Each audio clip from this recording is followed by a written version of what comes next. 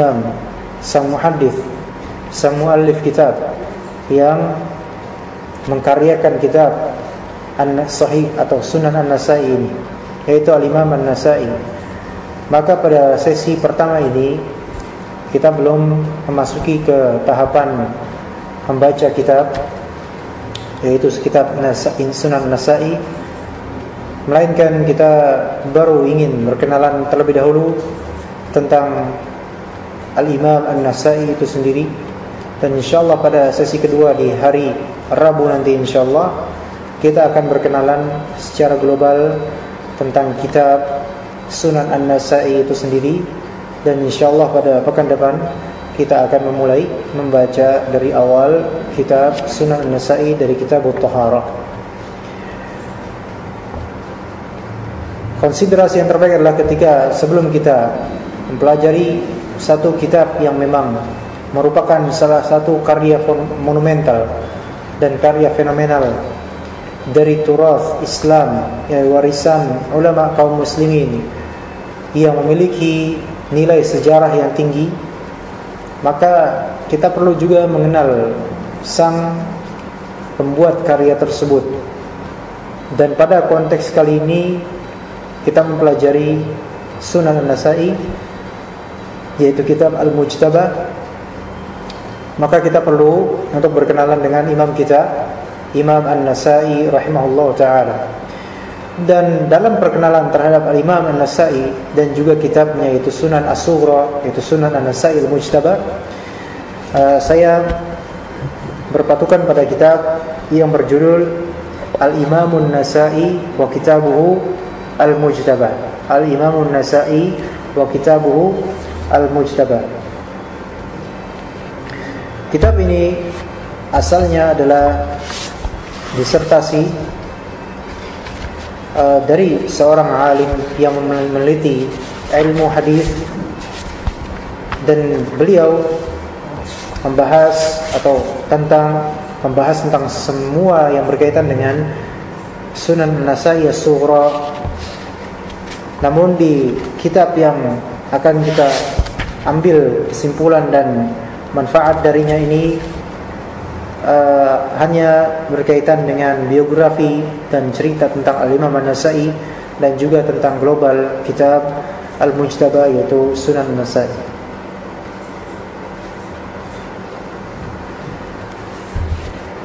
InsyaAllah kita akan memulai dari pengenalan terhadap Al-Imam An-Nasa'i ini, yaitu dari namanya. Pertamanya dari nama beliau rahimahullah.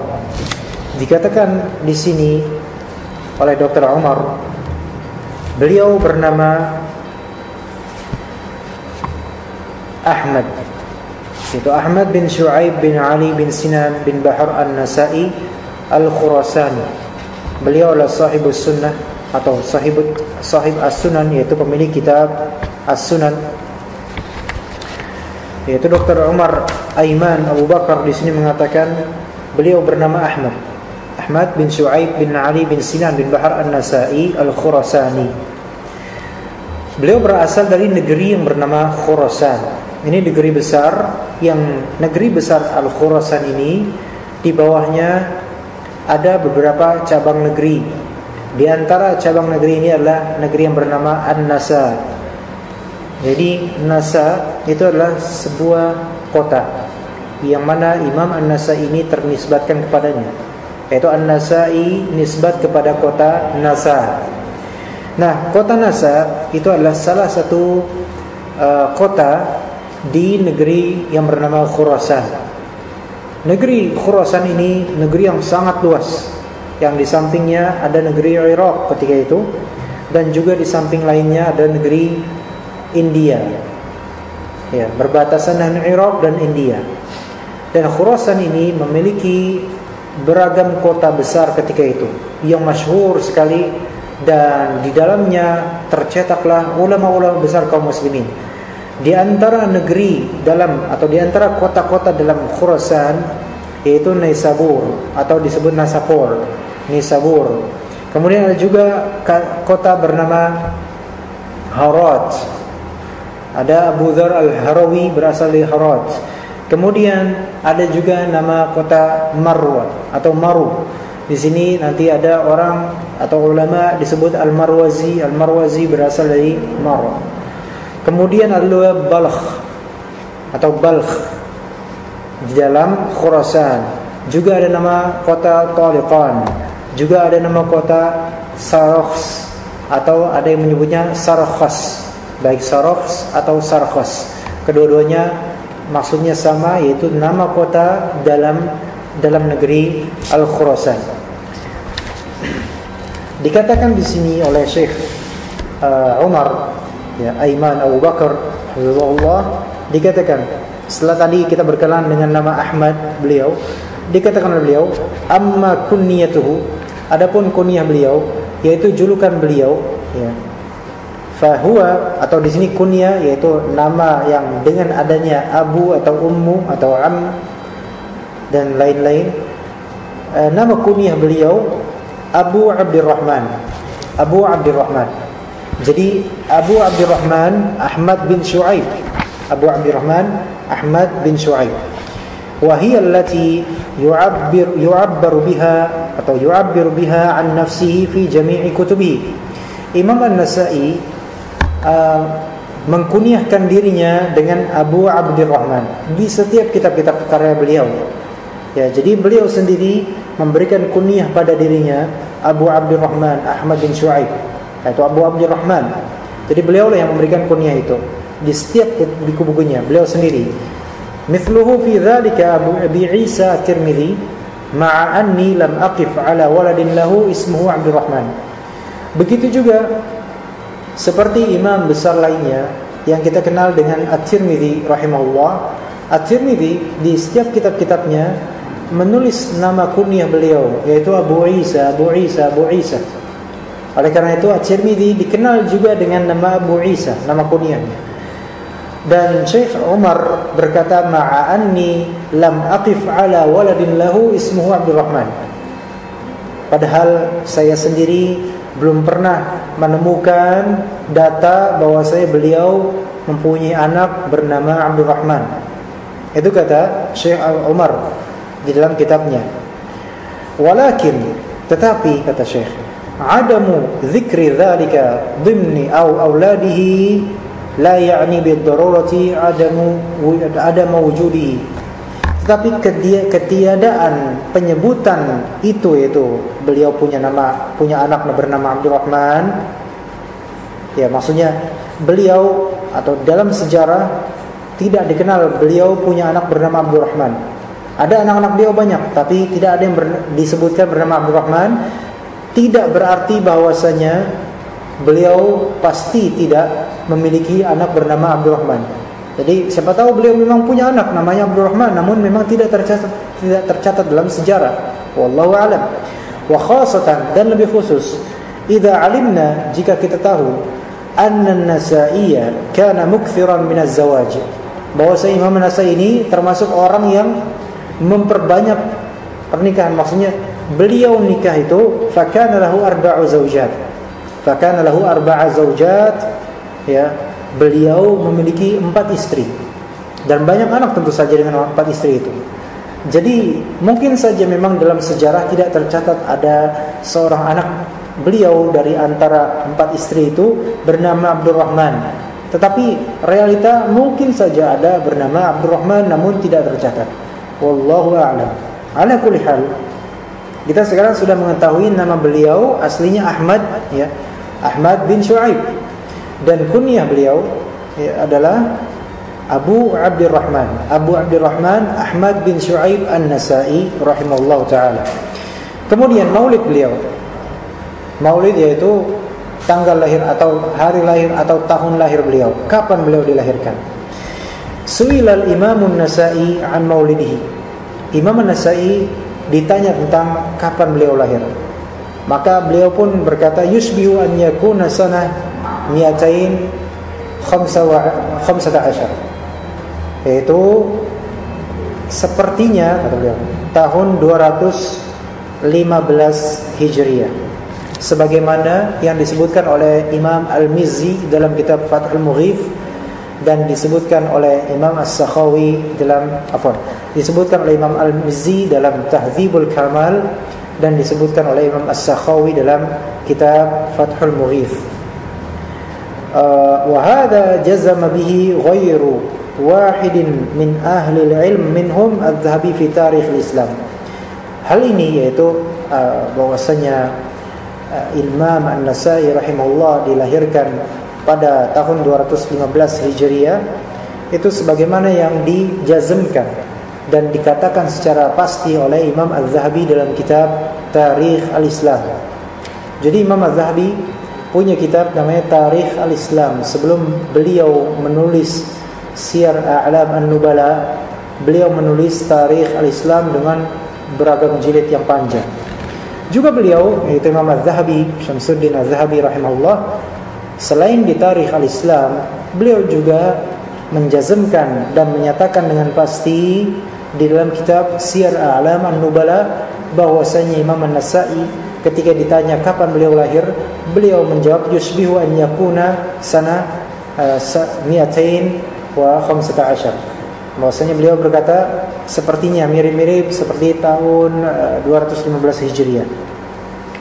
Juga Imam As-Subki rahimahullah, ya, Imam Tajuddin As-Subki Abdul Wahhab mengatakan bahwasanya beliau dilahirkan pada 215 Hijriah, tertera dalam kitab Tabaqat Asy-Syafi'iyah Al-Kubra, dikaryakan oleh Syekh Tajuddin As-Subki, anak dari Taqiyuddin As-Subki. Kemudian Imam Jalaluddin As-Suyuti rahimahullah dalam kitab Husnul Muhadarah, beliau menyebutkan bahwasanya Imam An-Nasa'i rahimahullah lahir pada tahun 225 Hijriah. Ini tentu bertentangan dengan apa yang dikatakan oleh Al-Mizzi, oleh As-Sakhawi, oleh Az-Zahabi, oleh As-Subki dalam kitab-kitab mereka, bahwasanya Imam An-Nasa'i lahir pada tahun 215 Hijriah. Namun Imam Jalaluddin As-Suyuti rahimahullah mengatakan dalam kitab Husnul Muhadarah bahwasanya Imam Ahmad bin Syu'aib An-Nasa'i ini lahir pada tahun 225 Hijriah. Ini rentangnya 10 tahun dan jauh sekali. Namun Syekh Umar Aiman Abu Bakar hafizahullah dalam kitab ini menyebutkan bahwasanya mungkin saja Al-Imam As-Suyuti dalam kitab Husnul Muhadarah salah menulisnya, atau orang-orang setelahnya salah dalam menasikh, mengkopas, ya, 225 Hijriah yang aslinya 215 Hijriah, namun mungkin salah tertulis jadi 225 Hijriah. Karena dalam kitab beliau lainnya, yang berjudul Tabaqatul Huffaz, dalam kitab Tabaqatul Huffaz, Imam As-Suyuti mengatakan bahwasanya Imam An-Nasa'i, salah seorang hafiz dari para huffaz, dilahirkan pada tahun 215 Hijriah. Ya, sebagaimana tadi kita bilang, dalam kitab Husnul Muhadarah, Imam As-Suyuti menulis 200, zahirnya di kitab 225 Hijriah. Namun dalam kitab Tabaqatul Huffaz, Imam As-Suyuti mengatakan bahwasanya Imam Nasa'i lahir pada tahun 215 Hijriah. Sehingga bisa dikatakan tulisan beliau dalam kitab Husnul Muhadarah itu terjadi kesalahan mungkin, ya. Dan insyaallah yang sahih bahwasanya Imam An-Nasa'i lahir pada tahun 215 Hijriah, wallahu taala a'lam. Baik, kemudian kita akan bercerita sedikit tentang perkembangan Al-Imam Ahmad, yaitu Abu Abdurrahman An-Nasa'i ini, perjalanan mencari ilmunya beliau rahimahullahu ta'ala. Dikatakan oleh Syekh Umar Aiman Abu Bakar, nasha'a An-Nasa'i nash'atan salihatan bitaufiqin min Allah thumma bi'tina'i ahlihi wa masyayikhihi.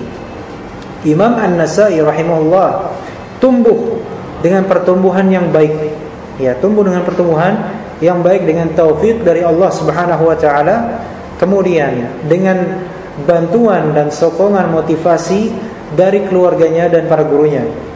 Tapi ini penting pelajaran yang sangat penting. Banyak dari para ulama, mereka tumbuh berkembang dari dukungan keluarganya terlebih dahulu sebelum guru-gurunya. Imam Asy-Syafi'i walaupun hanya ibunya sendiri, namun belum usia 10 tahun sudah menghafal Al-Quran. Jadi ibunya sendiri memotivasi Imam Asy-Syafi'i untuk belajar. Dan itulah para ulama. Ibnu Jarir At-Tabari wafat 310 Hijriah, seorang ahli tafsir besar, pemilik kitab tafsir At-Tabari. Beliau mempunyai seorang ayah. Ayah Imam At-Tabari dahulunya adalah orang yang benar-benar pengen menjadi ulama. Ya, ayahnya Imam At-Tabari dahulu di masa mudanya ingin menjadi ulama, bercita-cita untuk menjadi ahli ilmu.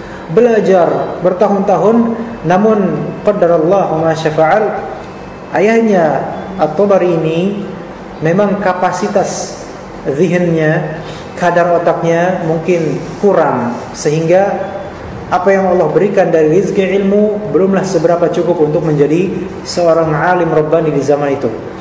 Namun ayahnya ini sudah berusaha. Ketika ayahnya ini menyadari bahwasanya seperti memang kapasitas saya belum cukup, tidak bisa untuk menjadi seorang alim, maka beliau pun bercita-cita agar anaknya lah yang insyaallah menjadi seorang alim di tengah kaum muslimin. Maka apa yang beliau lakukan?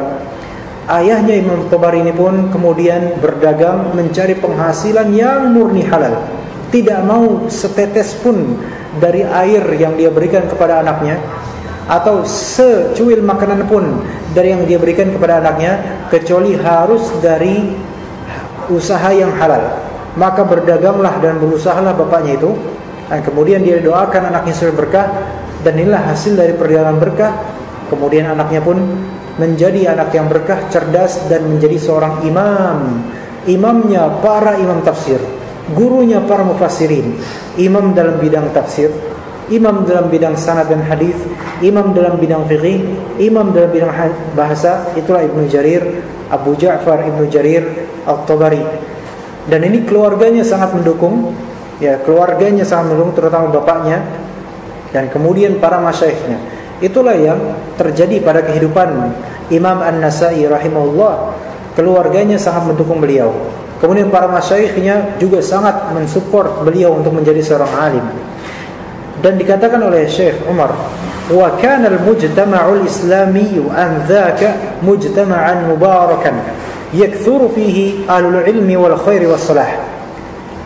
Ketika itu mujtama', yaitu environment, yaitu lingkungan masyarakat di zaman itu, yaitu di era 3 Hijriah, adalah mujtama' yang diberkati, yaitu masyarakat yang diberkati. Kenapa? Yakthuru bihi ahlul ilmi wal khairi was salah. Banyak di zaman itu orang-orang ahlul ilm, para ahlul ilm, para ulama itu banyak ketika itu. Juga orang-orang yang khair, orang-orang yang baik, dan orang-orang yang soleh. Banyak di zaman itu mereka orang-orang yang berilmu dan soleh.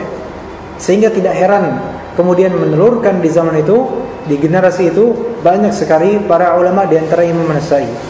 Jadi faktor keluarga, faktor para guru, dan faktor lingkungan di zaman itu membuat Imam An-Nasa'i tercetaklah dia. Walhamdulillahirabbil alamin. Fa talaba al-ilmi wa huwa shaghir. Maka Imam An-Nasa'i pun mencari ilmu ketika beliau masih kecil.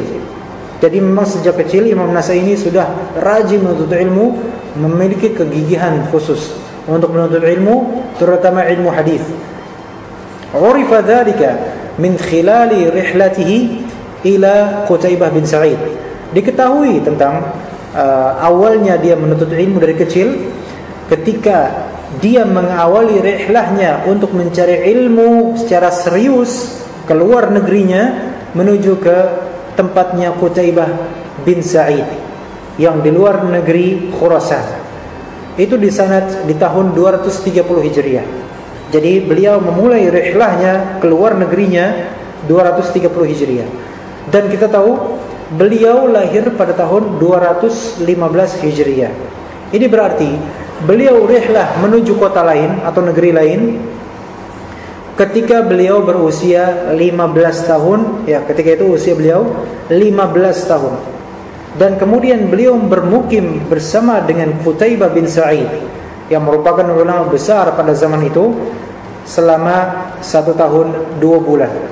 Jadi 1 tahun 2 bulan menjadi santrinya Qutaibah bin Sa'id rahimahullah ta'ala. Oleh karena itu dalam kitab As-Sunan Al-Kubra dan juga kitab As-Sunan As-Sughra itu Al-Mujtaba karya An-Nasa'i, semuanya banyak sekali kita jumpai, atau bahkan mayoritas riwayat sanad hadisnya beliau kebanyakan dari Qutaibah bin Sa'id, atau di antaranya Qutaibah bin Sa'id, karena beliau bermulazabah dengan Qutaibah bin Sa'id di sisinya guru tersebut. Namun itu ketika beliau masih berusia 15 tahun, sehingga beliau banyak menghafalkan sanad dari Qutaibah bin Sa'id sejak usia belia 15 tahun. Ibarat kalau sekarang anak usia belia, yaitu SMP misal 12 tahun, sudah dikirim ke pesantren misalnya, atau 15 tahun, 16 tahun SMA dikirim ke pesantren untuk belajar kepada para asatidzah di pesantren tersebut. Maka sejak awal mula, yaitu awal usia baligh atau sejak kecil, sudah digembleng untuk belajar tentang ilmu agama. Namun perbedaannya adalah dikala zaman Imam Nasa'i, yaitu 3 Hijriyah, ketika itu di awal-awal 200-an Hijriyah, lingkungan ketika itu tentu berbeda dengan lingkungan sekarang, sehingga penjagaan ketika itu lebih aman daripada sekarang. Betapa banyaknya kalau sekarang lulusan pesantren, lulus dari pesantren selesai, tidak ada kemudian dia condong ke agamanya. Adapun kalau di zaman itu lebih terjaga daripada apa yang terjadi sekarang. Namun bukan berarti jika seorang alim atau seorang yang memiliki anak di pesantren berputus asa, melainkan kita terus mendoakan sebagaimana para ulama dan para orang-orang solehin mendoakan anak-anaknya untuk terus menjadi ulama. Walhamdulillahirabbil alamin. Dan juga dikatakan oleh Syekh Umar, wa ma'lumun annahu lam yarhal ila Qutaibah illa ba'da an talaqqa al-ulum ad-daruriyyah min qira'atin wa kitabatin wa hifdzil Qur'an. Dan diketahui, maklum, masyhur, bahwasanya Imam An-Nasa'i tidak rihlah, tidak pergi, tidak beranjak safar ke negerinya Qutaibah bin Sa'id, kecuali setelah Imam An-Nasa'i kecil ini, yang muda ini belia, setelah bertalaqi ilmu-ilmu yang wajib diketahui sebelum rihlah, dari qiraah, baca, kitabah, nulis khat, kemudian hifdzul Quran, menghafal Quran. Jadi beliau itu sudah memiliki alat dan perbekalan yang bagus sebelum beliau pergi safar ke tempatnya Qutaibah bin Sa'id rahimahullah ta'ala. Jadi di negaranya, di negara Nasa atau Khurasan, di negara Nasa itu banyak sekali masyayikh, dan beliau berguru kepada guru-gurunya di Nasa sebelum beliau berguru serius kepada guru-guru di luar negerinya. Sehingga ketika dirasa sudah bagus peralatannya, ilmu-ilmunya, yaitu sudah cukup untuk mencari ilmu keluar, maka beliau pun memutuskan diri untuk rihlah, untuk mencari ilmu ke luar negeri. Baik, rihlah dalam talabul ilmi di zaman beliau dikatakan oleh Syekh Umar dan juga para ulama lainnya, yu'tabaru al-'asr alladhi 'asha fihi an-Nasa'i rahimahullah wa huwa al-qarn ats-tsalits al-hijri al-'asr adh-dhahabi, yaitu al-'asr adh-dhahabi binisbati li sunnati an-nabiy sallallahu alaihi wasallam. Fa hadha al-qarn tamayyaza bil iqbal ash-shadid 'ala sunnati an-nabiy sallallahu alaihi wasallam wa khidmatiha jam'an wa tahriran wa ta'lifan. Baik, zamannya Imam An-Nasa'i ini, yaitu zaman di abad ketiga Hijriyah, tahun 200-an Hijriyah. Nah, zaman ini, yaitu abad ketiga Hijriyah, itu disebut oleh para ulama sebagai Al-Asr Al-Dhahabi, yaitu zaman keemasan. Ya, berarti ini adalah golden age-nya. Golden age ditinjau dari sisi sunnah nabawiyah. Maksudnya apa? Sunnah Nabi, ya, hadis-hadis Nabi, sunnahnya Nabi itu bangkit di era 3 Hijriyah. Imam Ahmad wafat pada tahun berapa? wafat pada tahun 241 Hijriah. Itu era 3 Hijriah. Imam Bukhari wafat pada tahun 256 Hijriah, 3 Hijriah. Imam Muslim wafat pada tahun 261 Hijriah, 3 Hijriah. Imam At-Tirmidzi, Imam Abu Dawud, Imam An-Nasa'i hidup di zaman 3 Hijriah. Imam Ibnu Majah di zaman 3 Hijriah. Dan para imam lain yang belum saya sebutkan, mayoritas mereka yang paling masyhur berada di zaman 3 Hijriah. Maka memang di 3 Hijriah itu kebangkitan besar-besaran sunnah nabawiyah, sehingga banyak sekali kitab-kitab induk yang sekarang masih ada, alhamdulillah. Kitab turath Islami itu sejak zaman 3 Hijriah. Seperti Sahih Bukhari, cetakan atau produksi 3 Hijriah, yaitu orang yang hidup di 3 Hijriah. Kemudian Imam Ahmad, Musnad Ahmad, Imam Muslim, dan para kutubus sunan juga mereka ada produk orang-orang di generasi 3 Hijriah. Walillahilhamd. Maka pada 3 Hijriah ini adalah kita sebut sebagai Al-Asr Al-Zahabi. Jadi para ulama hadis menyebutnya sebagai Al-Asr Al-Zahabi, yaitu Golden Age, yaitu zaman keemasan sunnah nabawiyah, karena bangkitnya para ulama untuk menggenggam dan kemudian menyebarkan sunnah nabawiyah lebih besar daripada generasi sebelumnya. Walillahilhamd. Jadi para kaum muslimin di zaman 3 Hijriah itu, mereka menerima info tentang sunnah nabawiyah lebih besar daripada sebelumnya. Kemudian ulama-ulama dan para tulabul ilm di zaman 3 Hijriah itu, mereka berkhidmat untuk menegakkan sunnah nabawiyah, sehingga berefek pada zaman-zaman setelahnya, karena mereka menulis kitab-kitab. Oleh karena itu, di antara khidmat mereka adalah menjamak, yaitu mengumpulkan sanad-sanad dan hadis-hadis dari beragam guru, dari ratusan guru mereka kumpulkan, menjamak, kemudian mentahrir. Mereka juga meneliti sanad-sanad dan matan-matan hadis, dan mereka juga mentaklif, yaitu mereka menulis kitab-kitab induk yang kemudian menjadi kitab-kitab yang legendaris.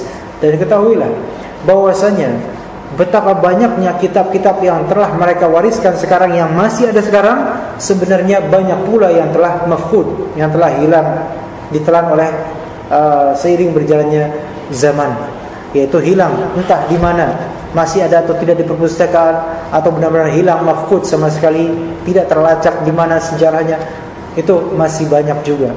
Sehingga sebenarnya turath Islami, warisan Islam dari segi ta'lif kitab, itu betapa banyaknya, betapa kayanya agama kita. Dan itu baru satu bidang, yaitu bidang ilmu hadis. Belum lagi bidang Al-Quran, belum lagi bidang fiqih, belum lagi bidang bahasa. Maka ini semua adalah berkah dari Allah Subhanahu wa ta'ala atas kaum muslimin. Kemudian akhir rihlahnya Imam Nasa'i di akhir hayatnya itu adalah ke Damaskus, ke Dimashq, ya, sampai akhir hayatnya. Dan beliau ke Damaskus itu untuk menyebarkan ilmu, ya, menjelaskan tentang kebenaran untuk orang-orang Damaskus ketika itu. Padahal beliau asalnya bukanlah orang Syam, bukanlah orang Damaskus ketika itu. Wallahu a'lam.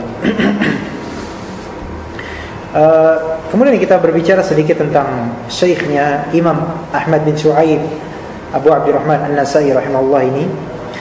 Dikatakan oleh Imam Al-Mizzi,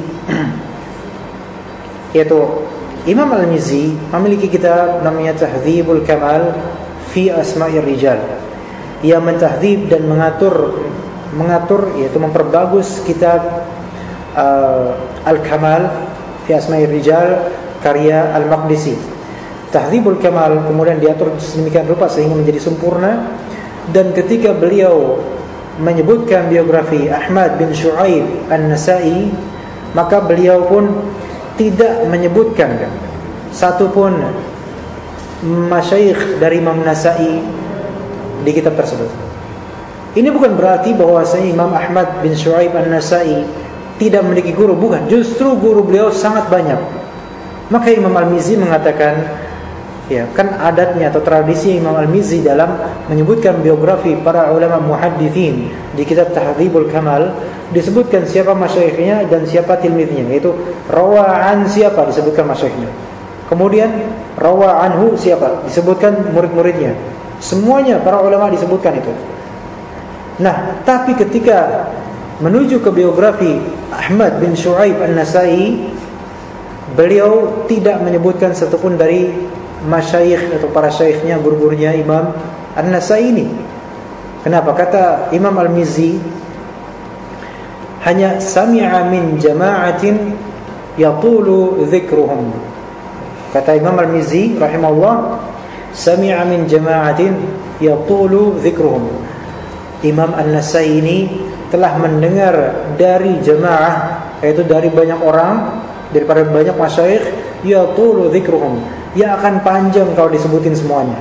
Ini menunjukkan Imam Al-Mizzi benar-benar tahu bahwasanya Imam Ahmad bin Syu'aib An-Nasai ini mempunyai guru yang begitu banyak, terlalu banyak, sehingga kalau disebutin semuanya maka akan terlalu panjang jadinya kitab. Sehingga udah masyhur, banyak guru-gurunya. Jadi ya udah disebutin hanya kalimat sami'a min jama'atin yatulu dzikruhum. Kata Imam Al-Mizzi rahimahullah ta'ala dalam kitabnya Tahdzib Al-Kamal. Kemudian dikatakan, diinfokan dan diwartakan oleh Syekh Umar, wa ajma'a man jama'a syuyukh an-Nasa'i ala wajh al-isti'ab, wa ajma'u man jama'a syuyukh an-Nasa'i ala wajh al-isti'ab huwa Ibnu Asakir. Ibnu Asakir rahimahullah ta'ala dalam kitab tarikhnya menyebutkan, yaitu dalam kitab Mu'jam, menyebutkan bahwasanya atau Imam atau Syekh Umar di sini mengatakan yang paling komprehensif dalam dan menyeluruh dalam menyebut para masyayikh Imam Nasai, guru-guru Imam Nasai adalah Ibnu Asakir rahimahullah ta'ala. Ibnu Asakir menyebut dalam Mu'jamnya sekitar 444 syekh. Imam Nasai dikatakan mempunyai 444 syekh, disebutkan satu-satu berjumlah 444 syekh. Nah, kemudian ada seorang syekh di kalangan masa kini rahimahullah dan telah wafat, seorang syekh ahli hadis, yaitu Syekh Abdul Fattah Abu Ghuddah, dan itu masyhur di kalangan muhadditsin zaman ini. Syekh Abdul Fattah memberikan istidrak, yaitu tambahan bahwasanya ada yang kurang 3 dari masyayikh An-Nasai yang belum disebutkan oleh Ibnu Asakir dalam Mu'jamnya, sehingga jumlahnya kata Syekh Abdul Fattah Abu Ghuddah 447 masyayikh. Taib. Kemudian dirinci oleh para ulama. Kita tahu bahwasanya sebelumnya kita tahu bahwasanya Imam An-Nasai punya kitab As-Sunan Al-Kubra dan punya kitab As-Sunan As-Sughra. As-Sunan Al-Kubra ini kitab beliau jauh lebih panjang daripada As-Sunan Al-Kubra. Yang akan kita pelajari dari kajian-kajian ini insyaallah adalah kitab As-Sunan As-Sughra yang disebut dengan kitab Al-Mujtaba. Al-Mujtaba itu yang akan kita pelajari. Jadi ada kitab beliau punya As-Sunan Al-Kubra dan As-Sunan As-Sughra. Yang akan kita pelajari adalah As-Sunan As-Sughranya. Yang As-Sunan As-Sughranya juga panjang sekali, ribuan hadis, lebih-lebih As-Sunan Al-Kubra. Baik. Nah, dirinci kemudian diteliti oleh para ulama satu persatu. Dicari di setiap sanad guru-gurunya Imam An-Nasai yang mengambil riwayat dari mereka dalam kitab As-Sunan Al-Kubra dan dalam kitab As-Sunan As-Sughra. Nah, kemudian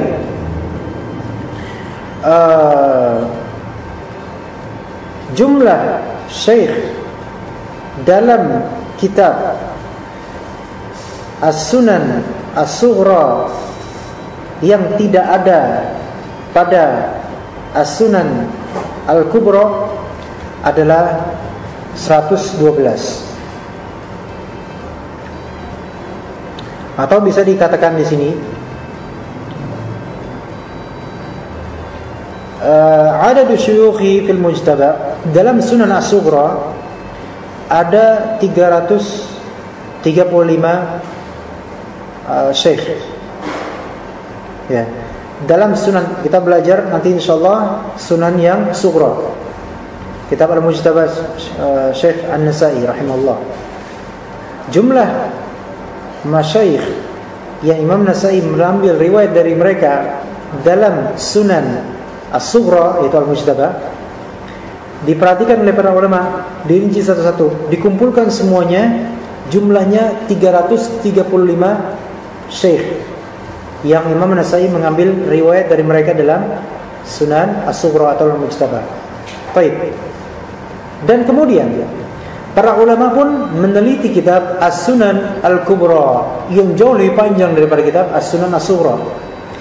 Dalam kitab As-Sunan Al-Kubra, setelah diteliti, ternyata ada 112 syekh yang tidak terdapat dalam Sunan As-Sughra.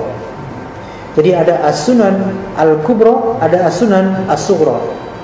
Kalau As-Sunan As-Sughra, total masyayikh yang Imam Nasa'i mengambil riwayat dari mereka, totalnya adalah 335 syekh.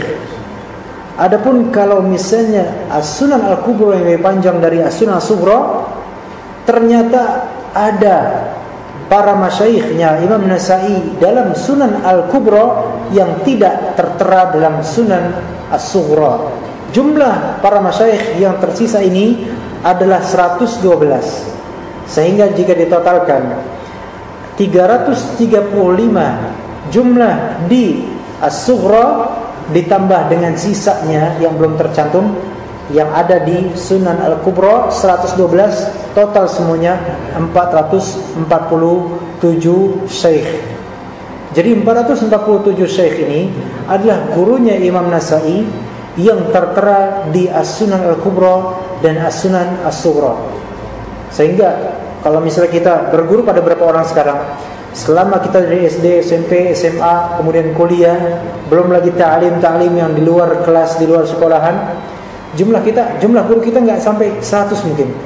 Tapi kalau ini Imam An-Nasa'i dalam Sunan Al-Kubra dan Sunan As-Sughra mencapai 447 syekh. Masya Allah, inilah beliau rahimahullah ta'ala. Dan beliau untuk menggapai semua syekh itu memerlukan rihlah yang panjang ke beragam kota. Subhanallah, kekuatan yang Allah berikan kepada Imam An-Nasa'i. Oleh karena itu, kitab yang akan kita pelajari bukanlah kitab sembarangan, yang insyaallah kita akan mereview apa sih kitab As-Sunan As-Sughra, apa sih kitab Al-Mujtaba, insyaallah pada pertemuan berikutnya di hari Rabu nanti. Adapun yang pada hari ini kita hanya membahas tentang Imam An-Nasa'i-nya sendiri. Tapi kemudian pujian para ulama terhadap Al-Imam Ahmad bin Syu'aib An-Nasa'i rahimahullah ta'ala.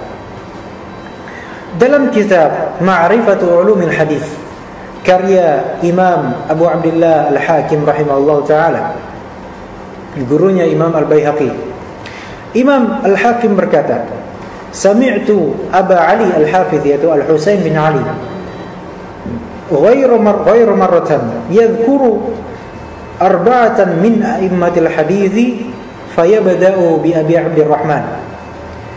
Kata Imam Al-Hakim rahimahullah, saya telah mendengar Abu Ali, yaitu Syekh Al-Husain bin Ali, tidak sekali beliau menyebut 4 dari imam hadis terbesar, yaitu Al-Husain bin Ali, Syekh Al-Husain bin Ali Al-Muhaddits, seringkali menyebutkan 4 imam hadis terbesar. Fayabda'u bi Abi Abdurrahman, dan Al-Husain bin Ali memulai penyebutan 4 imam hadis terbesar itu dari Abu Abdurrahman Ahmad bin Syu'aib An-Nasa'i. Ini menunjukkan di antara ulama ahli hadis, di antara mereka ada yang mentafdil dan mendahulukan Imam An-Nasa'i dibandingkan dengan imam lainnya. Itu merupakan bentuk pujian terbesar bagi ahli hadis. Itu sebagaimana dikatakan oleh Imam Abu Abdullah Al-Hakim rahimahullah dalam kitab Ma'rifati Ulumil Hadith, dan juga disebut dalam kitab At-Taqyid Al-Idah dan juga disebutkan oleh Al-Mizzi dalam kitab Tahdzibul Kamal fi Asma'ir Rijal. Kemudian Ibnu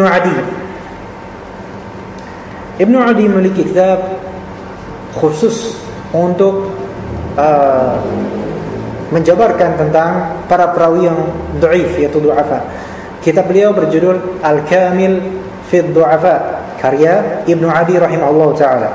Ibnu Adi berkata, Sami'tu Mansur Al-Faqih wa Ahmad bin Muhammad bin Salamah At-Tahawi yaqulan. Saya pernah mendengar Mansur Al-Faqih dan Ahmad At-Tahawi berkata, mereka berdua berkata, Abu Abdurrahman An-Nasa'i imamun min a'immatil muslimin. Abu Abdurrahman An-Nasa'i imamun min a'immatil muslimin.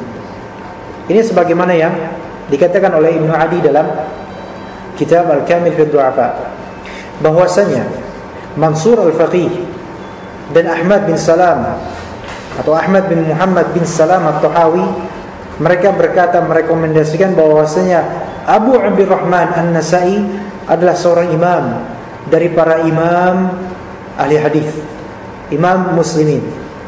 Kemudian dikatakan pula oleh para imam lainnya, di antaranya Imam Al-Mizzi dalam kitab Tahdzibul Kamal jilid pertama, dikatakan bahwasanya Imam An-Nasa'i ini adalah ahadul a'immati al-mubarrizin atau al-mubrazin wal hufaz al-mutqinin wal a'lam al-mashhurin.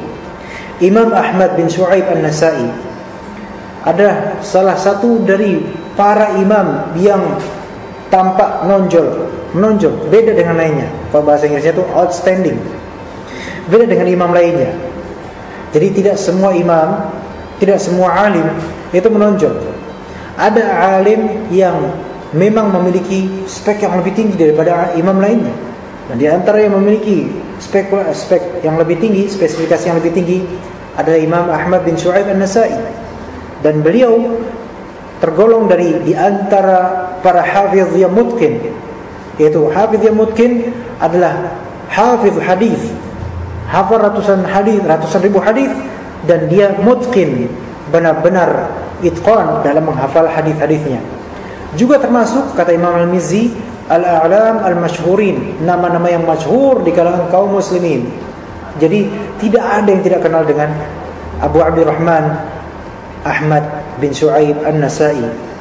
Imam Adz-Dzahabi dalam kitab As-Siyar, yaitu Siyar A'lam An-Nubala jilid ke-14 mengatakan, Imam An-Nasa'i adalah al-Imam al-Hafiz al-Thabat Syekhul Islam Naqilul Hadith.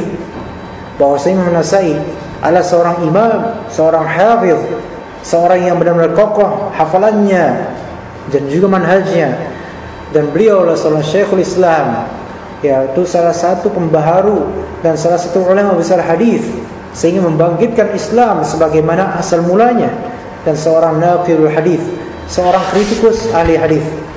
Jadi ada juga di antara para ulama ahli hadis yang mencapai derajat naqilul hadis, yaitu kritikus ahli hadis. Seorang kritikus ahli hadis yaitu tidak hanya memahami basic ilmu hadis tentu saja, melainkan dia mengerti rijal, dia mengerti ilmu ilal, kecacatan dalam hadis yang memang itu hanya dimiliki oleh para ulama yang memiliki basir dalam ilmu hadis dan memiliki hafalan yang tinggi, baik terhadap sanad, baik terhadap matan, ataupun tentang keadaan-keadaan para rijal hadis dalam sanad-sanad yang beragam. Maka hal tersebut bukanlah hal yang mudah, dan tidak semua ulama memiliki kapabilitas dalam ilmu ilal. Karena ilmu ilal ini adalah qimmatu ilmu hadis, puncaknya ilmu hadis, yang mana jika seseorang telah mencapainya, maka dia sudah menjadi imam besar. Imam besar. Di antaranya Imam An-Nasa'i rahimahullahu taala. Dan kritikan Imam An-Nasa'i terhadap hadis ataupun terhadap rijal hadis itu adalah kritikan yang mu'tabar. Ya, sebagaimana Imam Al-Bukhari juga mu'tabar, dan para imam lainnya dari para imam naqidul hadis, maka mereka mu'tabar, seperti Yahya bin Ma'in, Imam Ahmad bin Hanbal rahimahullahu taala. Mereka semua adalah para kritikus hadis yang dengan adanya mereka maka alhamdulillah hadis-hadis banyak terselamatkan, walillahil hamd. Dan kitab Sunan An-Nasa'i As-Sughra yaitu Al-Mujtaba ini, banyak para ulama mendahulukan kitab Al-Mujtaba ini dibandingkan dengan kitab sunan lainnya. Bahkan di antara ulama ada yang mengedepankan kitab Sunan An-Nasa'i Sughra ini dibandingkan dengan Sahih Muslim. Dan insyaallah nanti akan kita bahas pada pertemuan berikutnya tentang keutamaan Sunan An-Nasa'i Sughra ini. Kemudian Imam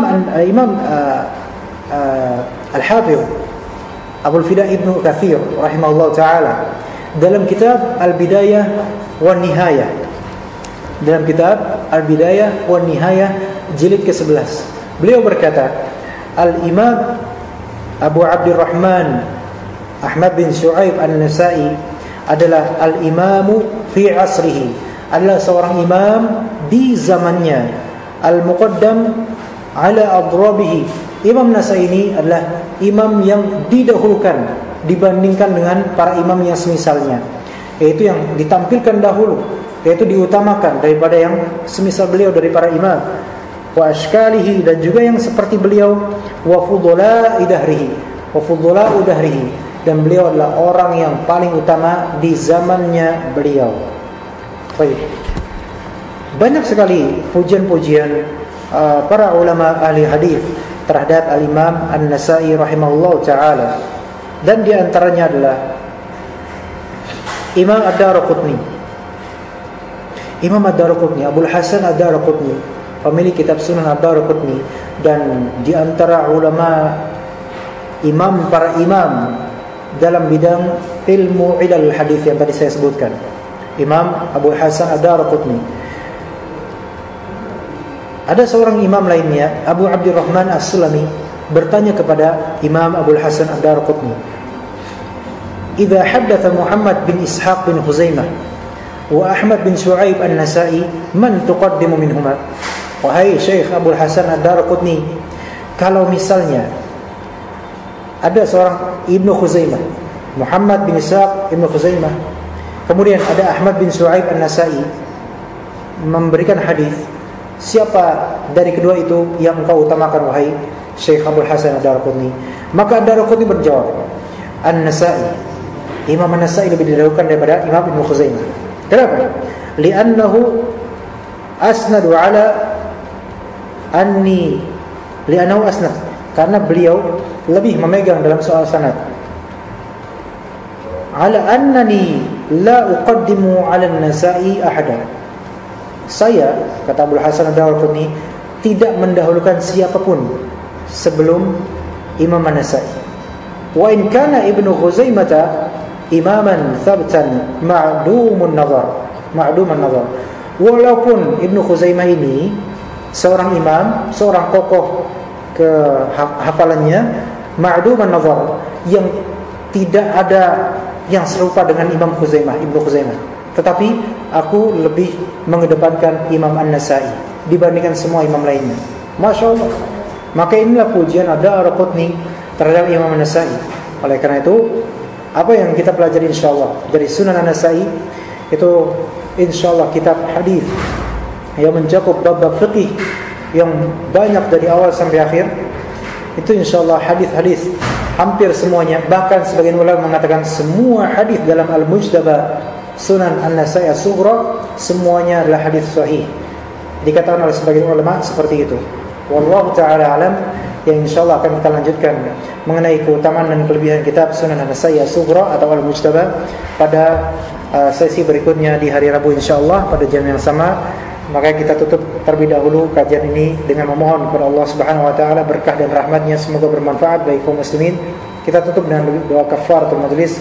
Subhanakallahumma bihamdika asyhadu an la ilaha illa anta astaghfiruka wa atubu ilaik. Wassalamu alaikum warahmatullahi wabarakatuh.